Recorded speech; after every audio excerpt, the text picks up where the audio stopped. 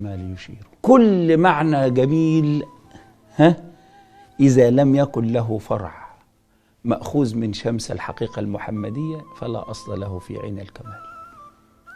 وإنك لعلى خلق عظيم. فمبلغ العلم فيه أنه بشر وأنه خير خلق الله كلهم. الأكوان مرآة علاقتك بربك. أيوة، الأكوان مرآة علاقتك بالله. خافوا من الله فخافت منهم الأشياء، أطاعوا الله فأطاعتهم الأكوان. يعني كل ما ازددت قربا من الله خضعت لك الأكوان أكثر. خرقوا العادة النفسية فخرقت العادة الكونية. إنزال المطر في بدر خرق العادة الكونية، مطر بينزل هنا يغرق وهنا يثبت. في نفس المشهد نزول الملائكة، الملائكة عمرها ما حربت، اتدربوا على الفروسية فين؟ خرق. الملائكة عمرها ما ربطت عمايم. خرق الصحابة للعوائد النفسية والتعلق بالدنيا خلى الملائكة تخرق عادتها النورية حتى وتتصف بالبشرية، لدرجة ان الكفار كانوا بيشوفوا الملائكة عيانا كالبشر. الكرامة لا تحصل إلا بعد الإيمان والتقوى. سجودك للملك يجعل لك سلطانا على المملكة ولا يجعل لأي أحد عليك سلطان.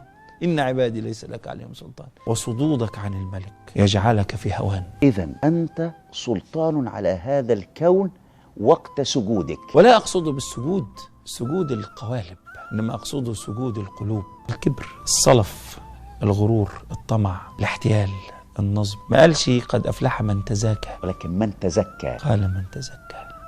ومن معالم الزكاة والتزكي أن العبد قلب في المحراب ساجد وروح للرب شاهد وبدن للخلق قادم. إني جاء. إزاي يبقى عملي خالص لوجه الله؟ ناس كتيرة متخيلة أن الإخلاص مشوار طويل. هو مسافة؟ لا، حجاب. غض طرفك عنك تجدني أقرب إليك منك ولقد خلقنا الإنسان ونعلم ما توسوس به نفسه. هي دي الحجاب. ونحن أقرب. نفسه ونحن، اجمعهم كده. يبقى أنت مين اللي مخليك مش شايف اللي أقرب إليك منك؟ نفسك. نفسك.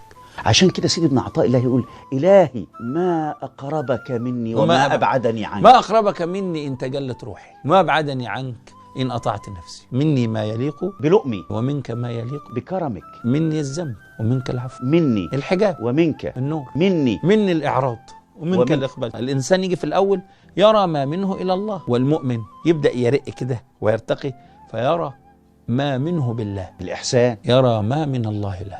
أن تعبد الله كأنك تراه. واحدة واحدة، كأني أراه هو ولا أنا. دابة الأنا في